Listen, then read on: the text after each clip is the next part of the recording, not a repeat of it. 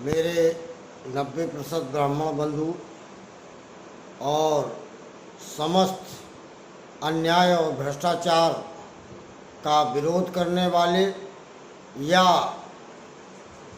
भ्रष्टाचार और अन्याय से नफरत करने वाले कुछ लोग ऐसे होते हैं जो विरोध नहीं करते, लेकिन भयवश उनका विरोध नहीं होता, लेकिन वो चाहते हैं कि अन्याय किसी के साथ ना हो और भ्रष्टाचार ना हो, जिससे देश की तरक्की और भाईचारा कायम रहे। क्योंकि मैं देख रहा हूँ कि कोई भी राजनीतिक दल जो सत्ता में आता है वो बंटवारे की राजनीति करता है, और इस समय बंटवारा किसान के साथ हुआ है।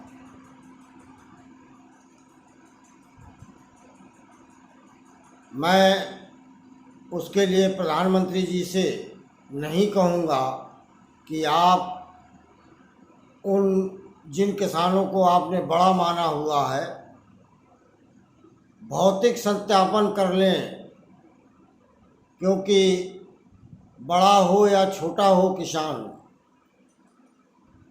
ओलावृष्टि होगी तो उसका ज़्यादा नुकसान होगा, ज़्यादा जल वर्षा होगी तो उसका ज़्यादा नुकसान होगा। अगर आमदनी ज़्यादा होती है तो खर्चे भी ज़्यादा होते हैं। आपने एक टारगेट किया कि हम इन किसानों को देंगे और इन किसानों को नहीं देंगे। अगर यही बड़े किसान जितने परसेंट आपकी सोच में हों वो नोटा दबा दें तो कई राजनीतिक दलों की हैसियत काफ़ी घट जाएगी। हो सकता है सत्ता भी चली जाए, क्योंकि सत्ता के लाभ के लिए योजनाएं दी जाती हैं, जबकि शासन स्तर से समान भाव से, जैसे अभी क्रीमी लेयर के तहत नौकरी में आरक्षण देने की बात भारतीय जनता पार्टी की तरफ से बार बार उठाई जाती है कि गरीब असहाय व्यक्ति को नौकरी मिले, सरकारी सुविधा मिले, लेकिन उसका अधिकांश भाग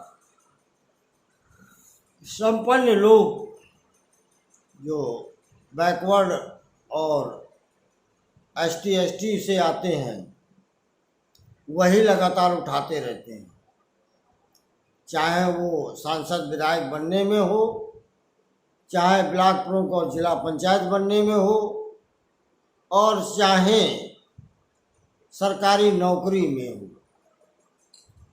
वही लोग घूम फिर करके लाभ ले लेते हैं।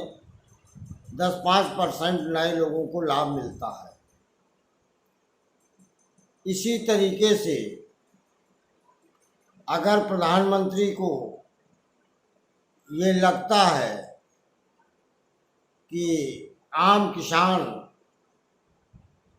में दिक्कत है और बड़े किसानों में दिक्कत नहीं है, तो एक बार सर्वे करा ले, शायद छोटे किसान उतने कष्ट में नहीं होंगे जितना बड़ा किसान कष्ट में होगा। और कर्जे में भी सबसे ज़्यादा बड़ा किसान आपको मिलेगा, क्योंकि समाज सेवा में भी वो आगे होता है। गरीब बालक बालिकाओं की शिक्षा के क्षेत्र में भी कुछ सहयोग करने में तत्पर रहता है, पड़ोसी का भी सहयोग करता है। लेकिन सरकार बनने के बाद आप लोग अपने ढंग से कार्यक्रम करते हैं, ये तो मेरी एक सलाह थी। माने न माने इससे मेरा कोई मतलब नहीं। हकीकत बयान करना मेरा दायित्व है, उसका मैं निर्वहन करता हूँ। जैसे ठेकेदारी में कोई भी प्रांत सरकार या केंद्र सरकार खुले रूप से बोर्ड नहीं लगाती कि इतना माल, इतनी मोटाई, इस क्वालिटी का माल होगा। जनता को पता नहीं है। जब बिल्कुल घटिया काम होता, उखड़ने लगती है, तब जनता उसका कुछ अंश विरोध करने को तैयार होते हैं। अधिकांश लोग तो उसमें भी नहीं जाते। जैसे किसी भी खनन क्षेत्र के पट्टे के बारे में पता कर ले, रॉयल्टी का रेट क्या है और गिट्टी वाले क्षेत्र के खनन क्षेत्र में रॉयल्टी बिकती क्या रेट की है, क्या खनिज अधिकारी को नहीं मालूम? क्या प्रदेश के खनिज अधिकारी को नहीं मालूम? क्या खनिज मंत्री इससे अछूते हैं? जैसे मोरंग घाट में अगर रॉयल्टी कुशीनगर की है, लखीमपुर खीरी की है, तो वो टोल बैरियर से ट्रक को निकलना चाहिए। जांच करा लें। उसमें अधिकांश 50% ट्रक उन्नाव से आगे नहीं जाते हैं, इधर फरुखाबाद तक जाते हैं। कन्नौज और औरैया इटावा 3-3 चक्कर एक रॉयल्टी पर लगाते हैं। डंप का जो है भंडारण का खुले रूप से खनिज अधिकारी नहीं बताते हैं और अपने सुविधा के अनुसार अपने अपने ज़िले में खनिज अधिकारी अपनी बख्शीश लेकर पूरा करते हैं। जैसे आरटीओ जिन लोगों से बख्शीश लेता है, वह खुलेआम आरटीओ के सामने से ट्रक निकलते हैं और उन्हीं ट्रकों के पीछे 1-2 ट्रक वाले सोचते हैं कि रास्ता साफ है, वो पकड़ लिए जाते हैं। क्या राज्य की सरकारों को संज्ञान नहीं है? संज्ञान है। उन्हें मालूम है, क्योंकि हमारे देश की हम लोग के सब पुरखे गुलामी में बहुत समय से रहे हैं, तो आज भी लालच और गुलामी हमारे रगों में है। मेरे से कई लोगों ने कहा कि आप ब्राह्मण के अकेले बात करते हैं।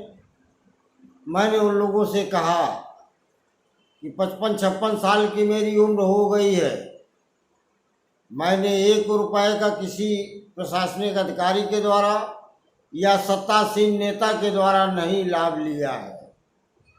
ये मेरा आत्मसम्मान था। मुझे ऐसा लगता है कि जिस हालत में मैं हूँ उसी में मैं खुश हूँ।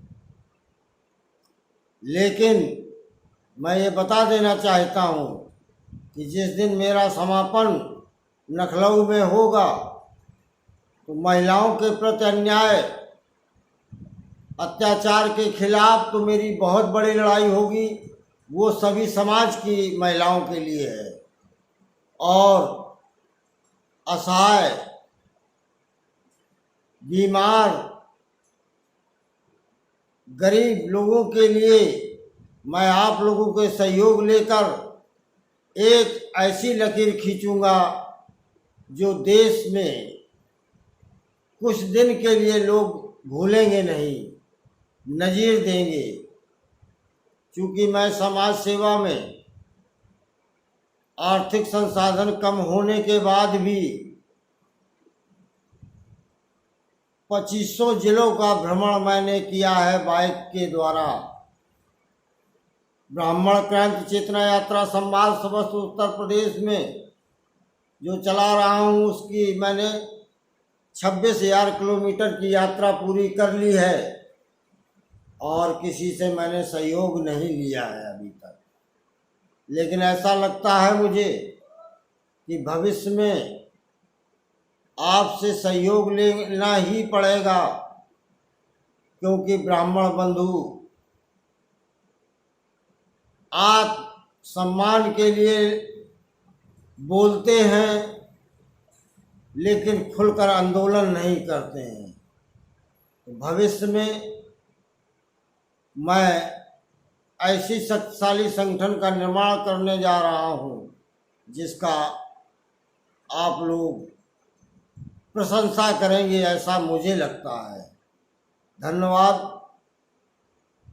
इस अन्याय भ्रष्टाचार के खिलाफ ललकार यूट्यूब चैनल को सब्सक्राइब जरूर करें, लाइक करें, शेयर करें और मुझे शक्ति प्रदान करेंगे तो मैं निश्चित आपको बहुत बड़ी भूमिका में टीम के साथ दिखाई दूंगा, ये मैं आपको विश्वास दिलाता हूँ। धन्यवाद। संपूर्ण ब्राह्मण। जय परशुराम, जय रावण। राष्ट्रीय संयोजक अध्यक्ष अशोक दुबे, जालौन, बुंदेलखंड, कानपुर, यूपी, भारत देश। जय लंकेश।